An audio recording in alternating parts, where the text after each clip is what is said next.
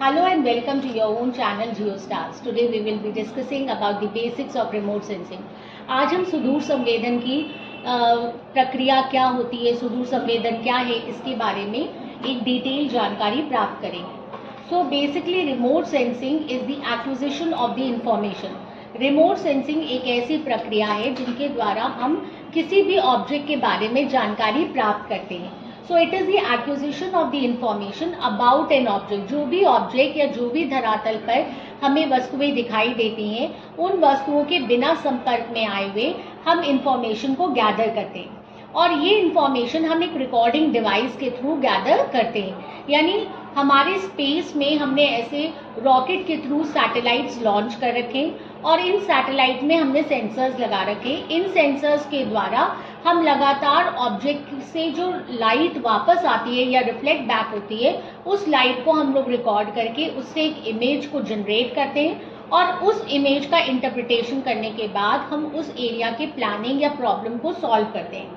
So what is remote sensing? It is an acquisition of information.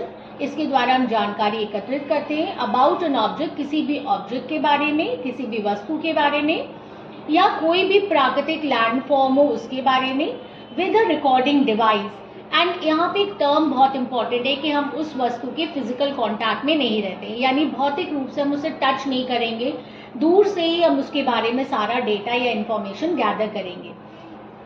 Today the term is commonly used to describe the process. ये जो term remote sensing है, ये basically एक process या प्रक्रिया को बताता है. रिमोट मतलब होता है सुदूर एंड सेंसिंग मतलब होता है संवेदन. जैसे हमारे 5 संवेदनशील, हमारे 5 सेंस ऑर्गन्स हैं, हमारी आईज है, नोज है, ईयर है, हमारी स्किन है, हमारी टंग है.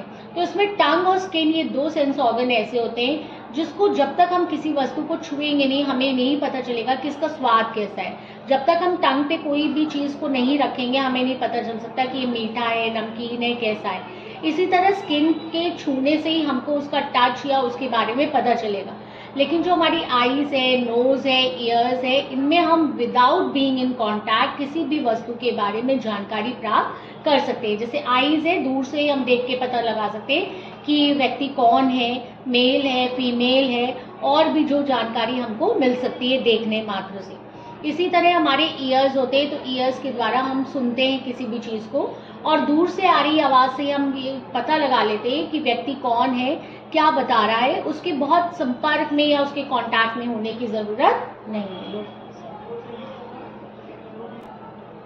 तो इस प्रकार आई से हम बिना किसी व्यक्ति या किसी भी वस्तु के कांटेक्ट में आए बिना उसके बारे में जानकारी प्राप्त कर सकते हैं. इसी तरह ईयर्स, जैसे मैंने आपको अभी बताया कि ईयर्स में भी जो भी व्यक्ति बोल रहा है उसे हम दूर से ही सुन के पता लगा सकते हैं कि वो किस बारे में या किस विषय में बात कर रहा है. उसी तरह हम लोग जब अपनी नोज का यूज करते हैं, तो अगर हमारी आंख पे पट्टी भी बनती है तो भी हम उसके स्मेल से बता सकते हैं कि ये किस चीज की स्मेल है. तो जिस प्रकार से सेंस ऑर्गन्स बिना किसी वस्तु के कांटेक्ट में आए हुए इंफॉर्मेशन को गैदर करते हैं, उसी तरह रिमोट सेंसिंग में एक रिकॉर्डिंग डिवाइस होता है जो ऑब्जेक्ट की इंफॉर्मेशन को गैदर करके उससे हमें इमेज मिलती है. सो बेसिकली क्या है, कलेक्टिंग है. सबसे पहले हम एकत्रीकरण करते हैं, उसके बाद हम उसको देखते, व्यू करते हैं, फिर उसके बाद हम उसको इंटरप्रिटेट करते हैं, यानी उसका विश्लेषण करते हैं, और फिर एनालाइज करते हैं कि हमको किस चीज के लिए. क्योंकि देखिए, जो भी रिमोट सेंसिंग से हमें डेटा मिलता है, ये बहुत ही इंपॉर्टेंट इमेज होती है. इसको हम कंप्यूटर पे कभी भी रख सकते हैं और ये कोई पेपर नहीं है कि बहुत टाइम बाद ये गल जाएगा या इसमें डीके हो जाएगा. तो हम इन इमेजेस को हमेशा स्टोर करके रख सकते हैं और 10 साल बाद भी इन इमेजेस को दोबारा से इवैल्यूएट करके हम पता लगा सकते हैं कि क्या चेंजेस हमारे नेचर में हुआ है या किस तरीके से. मान लीजिए कोई रिवर है, तो रिवर मियांडर करती है, तो रिवर अपना पेस हमेशा चेंज करती रहती है, तो उसके बारे में भी हमको जानकारी प्राप्त होती है. तो अभी 2-3 डेफिनेशंस को हम लोग देखेंगे कि बेसिकली रिमोट सेंसिंग क्या है. एक प्रोसेस है, हमें पता चल गया ये प्रक्रिया है. इसमें हम मेजरमेंट करते हैं और एक्विजिशन करते हैं, यानी हम कई बार वस्तु का एरिया वगैरह भी इसमें इजीली नाप सकते हैं. तो मेजरमेंट या एक्विजिशन करते हैं इंफॉर्मेशन का बिना ऑब्जेक्ट के कांटेक्ट में आए हुए, some object of phenomena by recording device that is not in physical or intimate contact which the object under the study, जिस भी ऑब्जेक्ट को हम स्टडी करें वो हमारे कॉन्टैक्ट में डायरेक्ट नहीं होता है। ठीक है, नेक्स्ट आता है कि इसमें नेक्स्ट डेफिनेशन अगर आप देखेंगे तो ये एल्विन एल प्रूट की है। एल्विन एल प्रूट जो थे वो फादर ऑफ रिमोट सेंसिंग भी कहा जाता है। तो यहाँ पर इस डेफिनेशन में क्या डिफरेंस हम देख रहे हैं कि it is a science and art. ये एक साइंस एंड आर्ट है। क्यों? क्योंकि साइंस के थ्रू जो वैज्ञानिक पद्धति है उसके थ्रू हम इमेजेस को रिकॉर्ड करते हैं एंड आर्ट के थ्रू हम इसको आइडेंटिफाई करते हैं या विश्लेषण करते हैं। तो बहुत ज़रूरी है ये, क्योंकि नदी और नाला लगभग आपको एक जैसा ही लगेगा, या आपको कोई एरिया वहाँ पर दिखाई दे रहा है तो लगता है कि वही एरिया है, लेकिन जब तक हम इसमें अपने आर्ट या कल्चर का यूज़ नहीं करेंगे हम उसको आइडेंटिफाई नहीं करेंगे। इसीलिए कहते हैं कि ट्रुथ वेरिफिकेशन होना बहुत ज़रूरी है। तो science and art of identifying, observing and measuring object without coming into direct contact. Again आप नेक्स्ट डेफिनेशन में देखेंगे इट इज़ अ टेक्नोलॉजी। ऊपर आपको यूज़ हो रहा था साइंस एंड आर्ट, इससे पहले वर्ड यूज़ हुआ था प्रोसेस, और इसके बाद यूज़ हो रहा है remote sensing is a technology. ये एक तकनीक है। Again acquiring information about the earth surface, पृथ्वी के बारे में, पूरी पृथ्वी के बारे में जानकारी हासिल करनी है, या एक शॉर्ट एरिया ऑफ अर्थ का किसी एक पार्ट के बारे में हम जानकारी हासिल करते हैं। This is done by the energy. मैंने आपको भी बताया था कि सन से जो एनर्जी आती है, कुछ सेंसर्स ऐसे होते हैं जिसमें अपनी एनर्जी खुद ही उसमें रहती है, लेकिन कुछ सेंसर्स ऐसे होते हैं जिनमें अपनी एनर्जी नहीं होती, वो सन की एनर्जी को यूज़ करते हैं। और सन से जो एनर्जी आती है उसको हम इलेक्ट्रोमैग्नेटिक रेडिएशन कहते हैं। रेडिएशन का मतलब होता है विकिरण, यानी सूर्य के द्वारा जो डायरेक्ट एनर्जी हमको धरती पे मिल रही है वो क्या कहलाएगी? हमारी रेडिएशन कहलाती है। तो इलेक्ट्रोमैग्नेटिक क्यों? क्योंकि वो इलेक्ट्रिकली और मैग्नेटिकली चार्ज होती है। So this is done by energy and processing, analysing, applying that information. एक बार एनर्जी जाती है, फिर वो रिकॉर्ड हो जाती है, फिर वो प्रोसेस होती है, उसको हम एनालाइज करते हैं और उस इंफॉर्मेशन को हम लोग जहाँ भी अप्लाई करना है वहाँ पर करते हैं। जॉन आर जेनसन ने कहा था कि remote sensing is acquiring the data about an object without touching it. तो डिफरेंट तरीके से हम अपनी डेफिनेशन को इवेल्युएट कर सकते हैं। नेक्स्ट आता है लिलीसेन एंड कीफर। इन्होंने बहुत महत्वपूर्ण किताब रिमोट सेंसिंग जीआईएस पे लिखी थी और इन्हीं की बेसिक बुक मानी जाती है। इन्होंने कहा था कि रिमोट सेंसिंग एक साइंस एंड आर्ट है। ये इंफॉर्मेशन को गैदर करती है किसी ऑब्जेक्ट के बारे में, किसी एरिया के बारे में, किसी फिनोमेना के बारे में। अब एरिया या ऑब्जेक्ट स्टैग्नेंट हो सकता है, लेकिन फिनोमेना, मान लीजिए कोई घटना घटित हो रही है, कहीं पर बाढ़ आ रही है या कुछ आ रहा है, तो वो भी हम रिमोट सेंसिंग के थ्रू उसकी इमेजेस को गैदर कर सकते हैं। Through the analysis of data acquired bye a device that is not in direct contact. ये वर्ड बहुत इंपॉर्टेंट है। जब भी आप किसी उसमें जाते हैं तो ये पूछा जाता है कि so according to Lillesand and Kiefer, Lillesand and Kiefer ने रिमोट सेंसिंग की बहुत इंपॉर्टेंट बुक लिखी थी और इन्होंने कहा कि remote sensing is a science and art of obtaining information about an object, area and phenomena. यहाँ फिनोमेना इसलिए कह रहा है क्योंकि ये एक परिघटना है। कई बार ऐसा होता है कि ऑब्जेक्ट के बारे में ही नहीं, कोई घटना घटित हो रही है, मान लीजिए फ्लड आ रहा है या कोई डिजास्टर आ रहा है, तो उसके बारे में भी हम रिमोट सेंसिंग के से डेटा को इकट्ठा कर सकते हैं through the analysis of data acquired by the device and this is not in direct contact. यहाँ पे डायरेक्ट कॉन्टैक्ट शब्द बहुत इंपॉर्टेंट है और इसमें ऑब्जेक्ट, एरिया और फिनोमेना अंडर इन्वेस्टिगेशन रखते हैं। मतलब जिस भी एरिया का इन्वेस्टिगेशन हम करें तो जो भी डेटा हमको सेंसर से रिकॉर्ड होता है उस डेटा को हम लोग बाद में एनालाइज करके प्रॉब्लम को सॉल्व कर सकते हैं। इसी तरह Canada centre for remote sensing क्या कहता है? वो कह रहा है कि remote sensing is a science to some extent and art. मतलब वो कह रहा है एक तरफ ये कुछ हद तक ये साइंस है और कुछ हद तक ये आर्ट भी है, क्योंकि ये एक्वायर करता है इंफॉर्मेशन अर्थ सरफेस के बारे में without being in contact. And इसको हम रिकॉर्डिंग करते हैं, उसके बाद जो भी जो लाइट आती है उसी को हम लोग रिकॉर्ड करते हैं, उसका प्रोसेस करते हैं, एनालाइज करते हैं और फिर इसको हम इस इंफॉर्मेशन को हम अप्लाई करते हैं।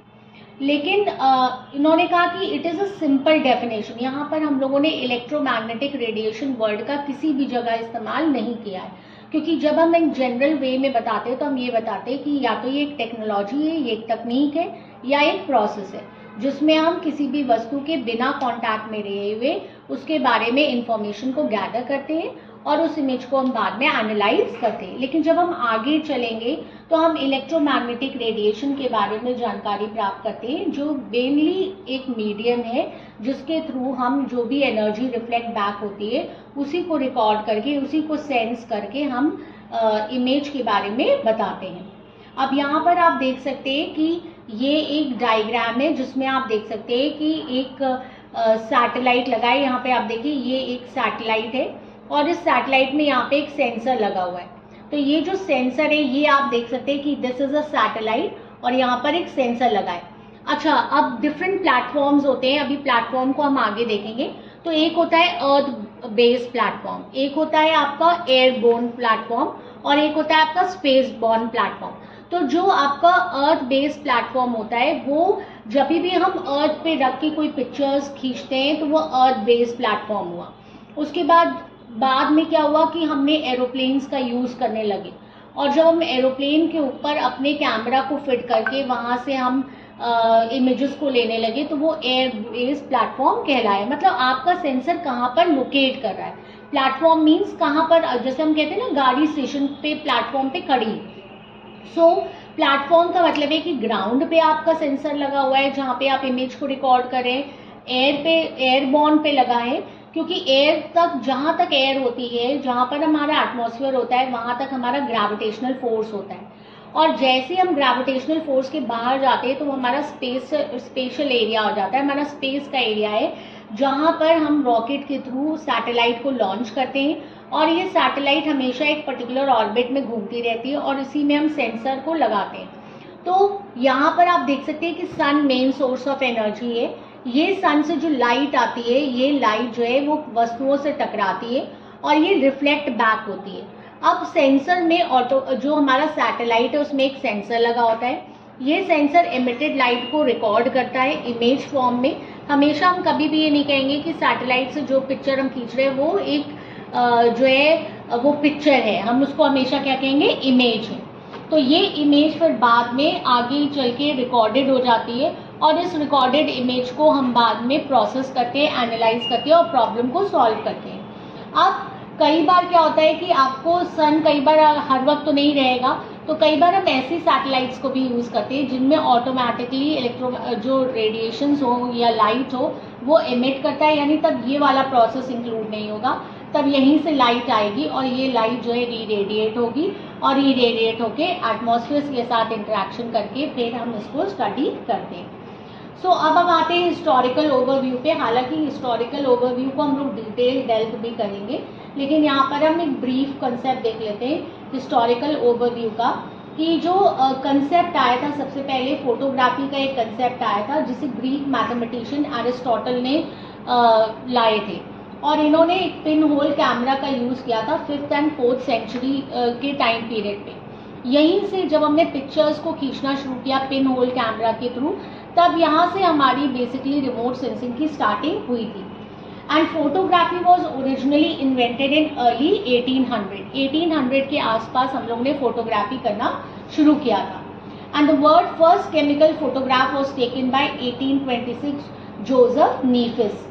ये फ्रांस के थे, इन्होंने पहली बार केमिकल फोटोग्राफी का यूज किया था और इस प्रोसेस को कहा गया था हीलियोग्राफी। ये कुछ साइंटिफिक व्यू है और ये आंसर राइटिंग में भी बहुत इंपॉर्टेंट है, इसलिए हमें जानना चाहिए कि बेसिक्स क्या है, कैसे फोटोग्राफी, फिर धीरे धीरे सेंसर्स वगैरह डेवलप होंगे। फोटोग्राफ वर्ड को कॉइन किया था 1839 में सर जॉन हर्शल ने कॉइन किया था और इसका मतलब होता है ड्राइंग या राइटिंग या together drawing with the light, क्योंकि लाइट का ही मेन उसमें फोकस एरिया होता है। मतलब एक पिन होल कैमरा था, उससे लाइट जाती थी और तब हम लोग पिक्चर को क्लिक करते थे। तो फोटोग्राफ का मतलब होता है ड्राइंग या राइटिंग या ड्राइंग विद द लाइट। जब हम कहते हैं फोटोग्राफ, तो graph means to draw, photo means light, तो लाइट के थ्रू जब हम ड्रॉ करते हैं that is known as photograph. Okay, इसके बाद आता है हमारा कि the first black and white aerial photograph. अब एरियल फोटोग्राफ, जैसे मैंने आपको बताया कि एयर से जब हम फोटोग्राफ्स को लेते थे, यहाँ देखिए कहीं पे इमेज वर्ड यूज नहीं हो रहा है, यहाँ पे फोटोग्राफ वर्ड यूज हो रहा है। तो first black and white aerial photograph जो था वो 1860 में जेम्स वॉलेस ब्लैक के द्वारा लिया गया था और इसकी हाइट जो थी वो 2000 फीट था। लिखते चले जाइए आप लोग, 2000 फीट था। और इन बोस्टन उन्होंने यूज किया था, जहां पर इन्होंने हॉट एयर बलून, क्योंकि स्टार्टिंग में एरोप्लेन एकदम नहीं आए थे, तो पहले हम लोगों ने क्या किया था, हॉट एयर बलून का यूज किया था। And during the year 1861 coloured photograph आई, यानी पहली ब्लैक एंड व्हाइट फोटोग्राफ 1860 में आई, जब हमने जब जेम्स वॉलेस ब्लैक ने 2000 फीट में के ऊपर से बॉस्टन एक एरिया था, वहां से उन्होंने हॉट एयर बलून छोड़ा था और 1861 में उन्होंने कलर्ड फोटोग्राफ को लिया था।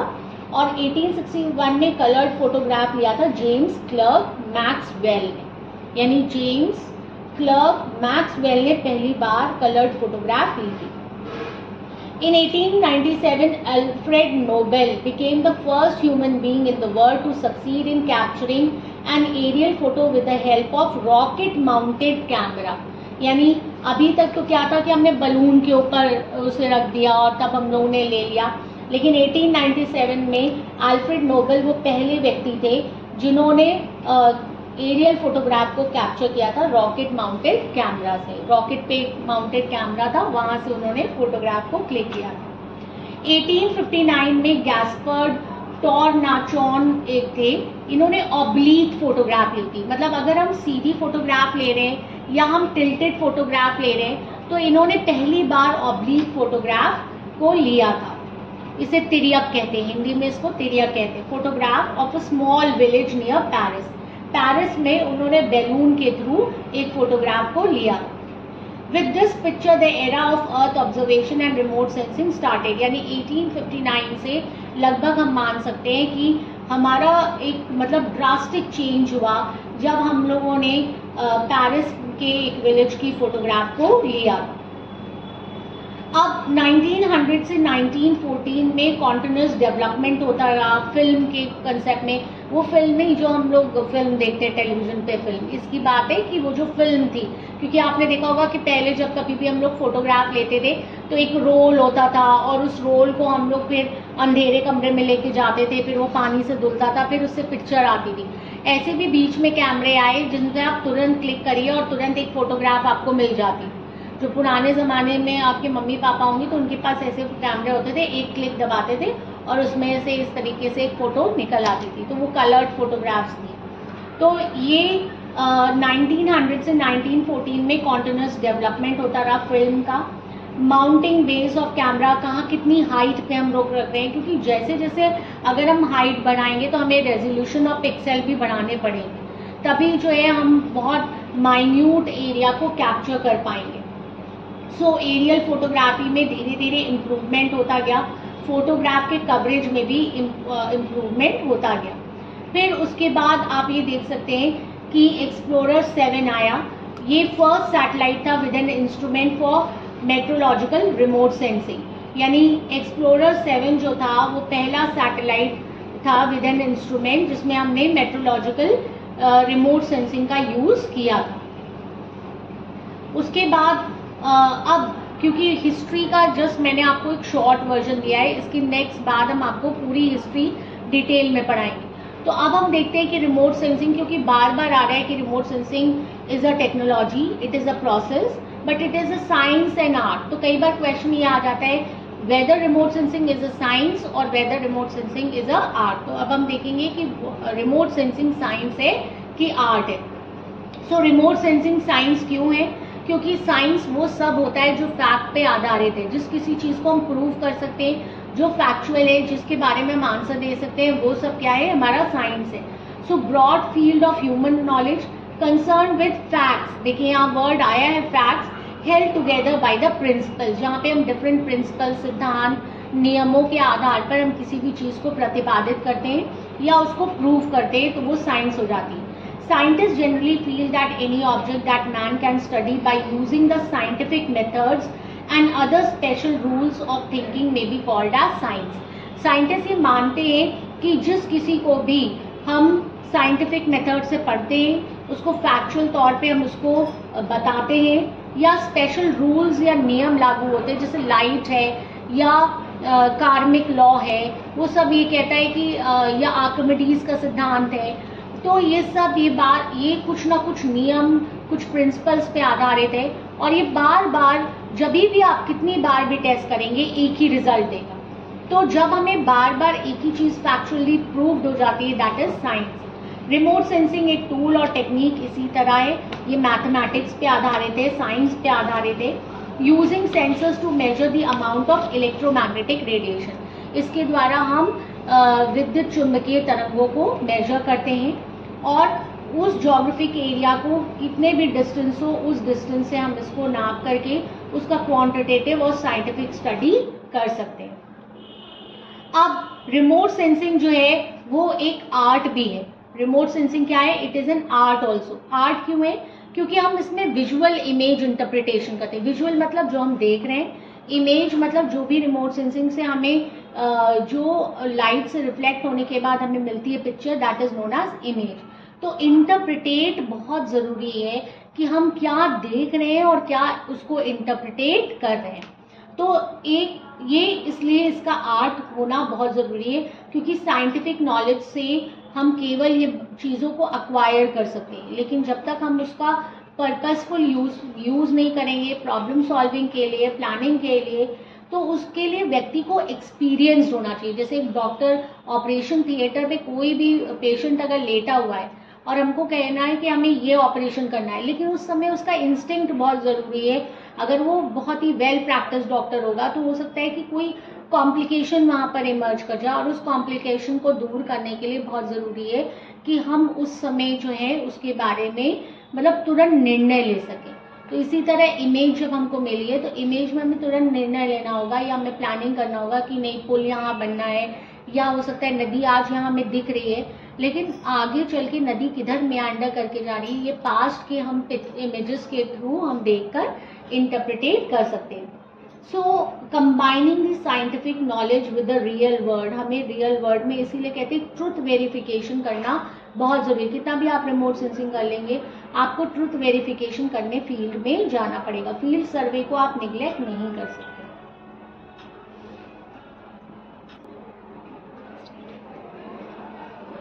सो रिमोट सेंसिंग में हमें ट्रुथ वेरिफिकेशन करना बहुत ज़रूरी है, जो एक आर्ट के थ्रू ही हम कर सकते हैं। सो रिमोट सेंसिंग इमेज इंटरप्रिटेशन की वजह से आर्ट एंड साइंस दोनों ही है। अब अगर हम रिमोट सेंसिंग के इंटरैक्शन की बात करें, तो रिमोट सेंसिंग एक इंटरडिसिप्लिनरी नेचर का है। It functions in harmony with special data collection, यानी स्पेशल मतलब होता है स्थान से, स्थानिक से हम आंकड़ों को इकट्ठा करते हैं, और फिर हम मैप साइंस को इसमें यूज कर सकते हैं। जैसे कि आप देख सकते हैं यहाँ पर कि सर्वेइंग इम्पॉर्टेंट है। सर्वेइंग मतलब सर्वेक्षण, किसी भी एरिया में जाके हम पहले सर्वे करते हैं। सर्वे करने के बाद जो भी हमें डेटा मिलता है उसको हम मानचित्रीकरण करते हैं। कार्टोग्राफी मतलब होता है मानचित्र कला। तो इस मानचित्र कला में दोनों में ब्रिज का काम कौन करता है? Remote sensing and GIS. Remote sensing के थ्रू हम डेटा को इकट्ठा करते हैं, इमेज को प्राप्त करते हैं, और फिर ज्योग्राफिकल इंफॉर्मेशन सिस्टम के थ्रू हम कंप्यूटर में इसको डाल करके इस इमेज के थ्रू हम मैपिंग टेक्निक को करते हैं। सो बेसिकली ये दायरा अगर आप देखें तो ये जो व्हाइट कलर का एरिया है ये सोशल साइंस है, जो समाज को दिखा रहा है। इससे समाज को बेनिफिट होता है, इससे साइंटिफिक एरिया को बेनिफिट होता है, और इसके थ्रू हम प्लानिंग और फिर हम मैनेजमेंट को भी कर सकते हैं। तो रिमोट सेंसिंग के डिफरेंट स्टेजेस हैं जो जानना बहुत ज़रूरी है। और ये डायग्राम आप बेसिकली अगर आप ये डायग्राम देखेंगे, ये उस डायग्राम का इलैबोरेटेड डायग्राम है जो अभी मैंने आपको बताया था। तो यहाँ पे देखिए कि सन से हमें डायरेक्ट, सन क्या है? ए है। What is sun? Sun is the uh, that is source of energy, या sun itself is a self emission जो हमें एनर्जी को देता है। उसके बाद हम देखते हैं कि बी जो है, B transmission of energy from the source of the earth. अब हमारा ये जो सोर्स है, इससे ट्रांसमिशन ऑफ एनर्जी कहाँ हो रहा है? अर्थ की तरफ हो रहा है। उसके बाद यहाँ पर आप देख सकते हैं कि ये एनर्जी जो है ये अर्थ सरफेस पे पड़ेगी, और अर्थ सरफेस पे पड़ने के बाद यहाँ पर ये वापस इंटरैक्ट करेगी एटमॉस्फेयर के बीच में।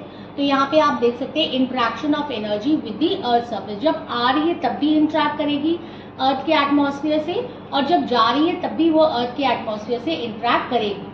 प्रोपगेशन ऑफ रिफ्लेक्टेड या emitted energy through the atmosphere. अब ये जो एमिटेड एनर्जी है या जो रिफ्लेक्टेड एनर्जी है ये वापस जाएगी।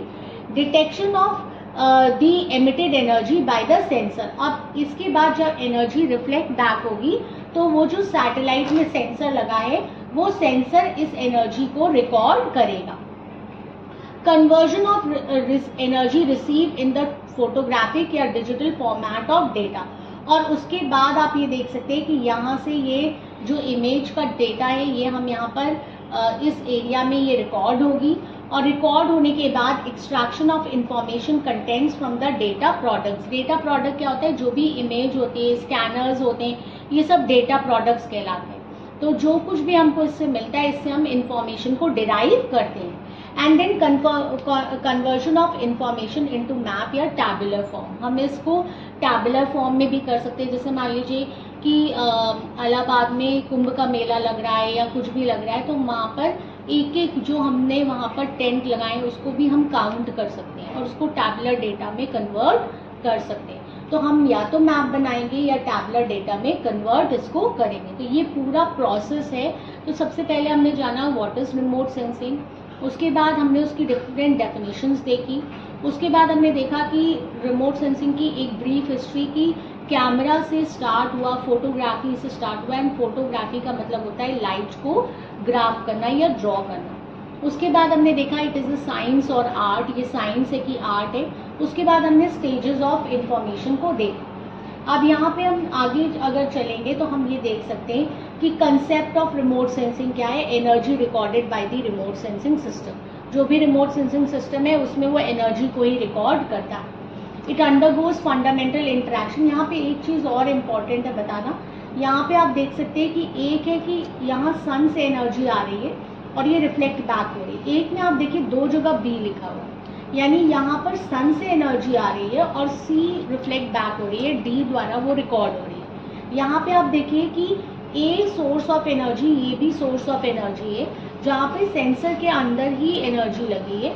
ये एनर्जी रिफ्लेक्ट बैक हो रही है, मतलब ये एमिट हो रही है और एमिट होने के बाद यहीं से ये रिफ्लेक्ट बैक हो रही है। तो ये दो इम्पॉर्टेंट प्रोसेस है, एक जिसमें सेंसर में एनर्जी नहीं लगी हुई है, ऑटोमेटिक एनर्जी यही है, और दूसरे में सेंसर के अंदर ही एनर्जी लगी हुई है और वो एनर्जी को रिफ्लेक्ट बैक कर। ये एक इम्पॉर्टेंट पॉइंट था। तो यहाँ पे आप देख सकते हैं कि एनर्जी जो रिकॉर्डेड है रिमोट सेंसिंग सिस्टम के, वो इंटरैक्शन से अंडरगो करती है, and the remotely sense energy को हम EMR या इलेक्ट्रोमैग्नेटिक रेडिएशन कहते हैं। और ये क्या है? ये radiated by atomic particles of the sun. जो सन होता है वो मेन सोर्स ऑफ एनर्जी होता है, and it propagates through the vacuum of the space at the speed of light. जो स्पीड ऑफ लाइट होती है उसके अकॉर्डिंग ये हमारे प्रोपोगेट होता है, इसको कोई मीडियम की ज़रूरत नहीं होती है। It interacts with the earth atmosphere. ये पृथ्वी पर आता है और हमारे अर्थ के एटमॉस्फेयर के साथ इंटरैक्ट करता है। Interact with the earth surface, केवल एटमॉस्फेयर से ही इंटरैक्ट नहीं करता है। यहाँ पे आप पीछे देखिए, सबसे पहले ये अर्थ पे आ रहा है तो इंटरैक्ट कर रहा है अर्थ के एटमॉस्फेयर के साथ, फिर अर्थ के सरफेस पे भी ये इंटरैक्ट कर रहा है, and interact with the earth atmosphere once again. और फिर जब ये वापस जाता है तो फिर ये वंस अगेन इंटरैक्ट करता है कोई बात। Finally reaches to the remote sensor, और फाइनली ये रिमोट सेंसर पे रिकॉर्ड हो जाता है। So the electromagnetic energy interacts with the atmosphere, it interacts with the object on the atmosphere, then it interacts with the atmosphere when it is emitted back. जब ये reflected back होती है तो ये दोबारा से इंटरैक्ट करता है। Is it clear? नेक्स्ट आते हैं एप्लीकेशन ऑफ रिमोट सेंसिंग क्या क्या है।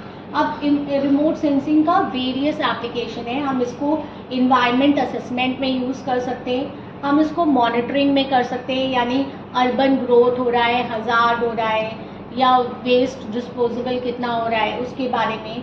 ग्लोबल चेंज डिटेक्शन, मैंने आपको अभी बताया कि मान लीजिए कोई नदी बह रही है और आज नदी मान लीजिए इस पॉइंट से होके, मान लीजिए नदी हमारी यहाँ कहीं बह रही है तो इस पॉइंट से होके गुजर रही, लेकिन नदी में अंडर करते करते यहाँ आ गई, तो हम जो वेरियस टाइम के जोन्स में कैसे डिफ्रेंशिएट हुआ है उसको भी हम डिटेक्ट कर सकते हैं।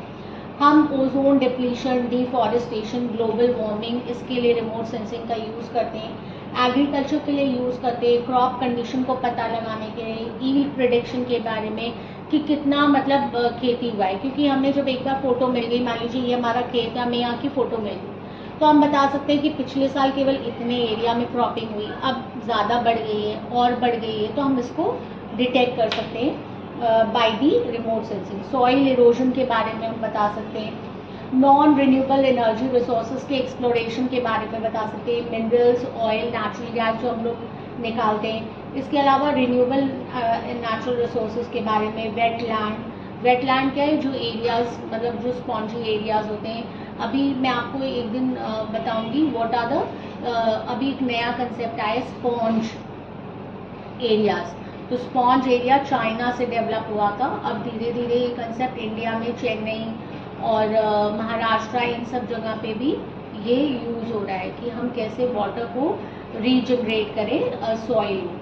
तो मेट्रोलॉजी में एटमॉस्फेयर डायनेमिक वेदर कंडीशन के बारे में, मैपिंग के लिए, लैंड यूज़ के लिए, सिविल इंजीनियरिंग के लिए, मिलिट्री सर्विलांस के लिए, स्ट्रैटेजिक पॉलिसी को बनाने के लिए हम रिमोट सेंसिंग का यूज़ करते हैं। ठीक है, तो अब अगर हम एप्लीकेशन को और बेहतर तरीके से देखें तो हम इसको डिफेंस में यूज़ कर सकते हैं। डिफेंस के लिए मैपिंग करने के लिए, सर्विलांस करने के लिए, टारगेट ट्रैकिंग के लिए, कंजर्वेशन एंड रिसर्च के लिए, वाइल्ड लाइफ कंजर्वेशन है या मरीन कंजर्वेशन है, आर्कियोलॉजी में हम इसको यूज़ करते हैं, पुरातत्व में हम इसको यूज़ करते हैं। फिर डेवलपमेंट एंड कंस्ट्रक्शन में land development, engineering and construction के लिए यूज़ करते हैं। जियो साइंस में हम कार्टोग्राफी, हाइड्रोलॉजी, ओशनोग्राफी में इसका यूज़ करते हैं। इसके अलावा हम डिज़ास्टर रिस्पॉन्स, नेचुरल हज़ार्ड अगर कोई अगर कर रहा है, फिर फ्लड, लैंडस्लाइड, अर्थक्वेक के बारे में, फिर law of enforcement, urban planning, navigation system, traffic monitoring system, इन सब में आजकल कोई ऐसा एरिया नहीं है जहाँ पर हम रिमोट सेंसिंग का यूज़ ना करते हो। तो रिमोट सेंसिंग बेसिकली एक टेक्निक है, और अगर हम इसके प्रोसेस को दोबारा समझें तो इसमें एक इलेक्ट्रोमैग्नेटिक एनर्जी होती है जिसमें वेवलेंथ होती है, अलग अलग एनर्जी की अलग अलग वेवलेंथ होती है, और ये इलेक्ट्रोमैग्नेटिक स्पेक्ट्रम में अरेंज्ड होती है। हम 0.4 से 0.7 माइक्रोमीटर के एरिया को विजिबली देख सकते हैं, और इलेक्ट्रोमैग्नेटिक एनर्जी इंटरैक्ट करती है एटमॉस्फेयर के साथ, ये अर्थ के साथ इंटरैक्ट करती है। इलेक्ट्रोमैग्नेटिक जो वेव्स होती है वो जब ट्रैवल करती है अर्थ पे तो वो वापस ट्रांसमिट होती है और फिर हम उसको रिकॉर्ड करते हैं। सो बेसिकली ये एक पूरा फिनोमेना है जिसमें हम इसको यूज़ करते हैं। अब अगर हम एडवांटेजेस और डिसएडवांटेजेस को देखें तो एडवांटेज क्या है, ये हमें लार्ज एरिया के बारे में डेटा देता है। कई बार ऐसा होता है कि उस एरिया में हम नहीं जा सकते, जैसे पहाड़ी एरिया है, रिमोटली एरिया है जहाँ पे हम नहीं पहुँच सकते, उस एरिया के बारे में भी हमको डेटा देता है। इनएक्सेसिबल रीजन मतलब जहाँ पे हम नहीं पहुँच सकते उनके बारे में डेटा देता है, और ये लगातार कॉन्टिन्यूस इमेजेस हमको प्रोवाइड करता रहता है। ऐसा नहीं कि अभी ले लिया, अब हम थक गए, अब हम 10 दिन बाद जाएंगे, तो जाने आने का भी कोई चक्कर नहीं है। कॉन्टिन्यूस हमको इमेज देता रहता है एक पीरियड ऑफ टाइम के बाद, जिससे हम लैंडस्केप पे डिफरेंट चेंजेस को एनालाइज कर सकते हैं। ये एक बार लगने के बाद ये इनएक्सपेंसिव होता है, मतलब एक बार लग गया, अब आपको लगातार इमेजेस दे रहा है। फिर इजी और रैपिड कलेक्शन ऑफ डेटा होता है, और रैपिड प्रोडक्शन ऑफ मैप, हम बहुत जल्दी इससे रैपिड प्रोडक्शन ऑफ मैप को जनरेट कर सकते हैं। अब एडवांटेजेस तो बहुत सारे हैं, कुछ डिसएडवांटेजेस भी हैं, पर अगर हम प्रॉपर यूज़ करेंगे तो उसका एडवांटेज ही होगा। तो डिसएडवांटेज क्या है, इंटरप्रिटेशन। मैंने आपको अभी बताया कि आर्ट है ये, अगर आपने प्रॉपरली इसकी स्टडी नहीं की है तो आप गलत इंटरप्रेट कर लेंगे। जैसे अगर डॉक्टर ने प्रॉपर स्टडी नहीं की है तो और उसने आपको बीमारी कुछ है, आपने दवाई कुछ और दे दी, तो इंटरप्रिटेट करना स्किल का होना बहुत ज़रूरी है। क्रॉस वेरिफिकेशन के लिए ग्राउंड ट्रूथ वेरिफिकेशन करना ही पड़ता है इसमें। और डेटा को हम मल्टीपल सोर्स से मतलब डेटा फ्रॉम मल्टीपल सोर्स में क्रिएट कन्फ्यूजन, जब हम बहुत मल्टीपल सोर्स से डेटा को लेते हैं तो कई बार कन्फ्यूजन भी क्रिएट कर देता है।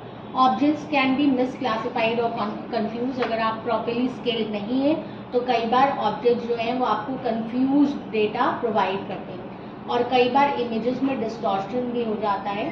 तो रिलेटिव मोशन की वजह से या सेंसर की वजह से तो कई बार मोशन में होने के कारण कुछ इमेजेस डिस्टॉर्टेड भी हो जाती है। लेकिन हम रेपिटेटिव व्यू ऑफ इमेजेस लेंगे तो उससे हमको हमेशा नॉलेज डिटेल मिलती है।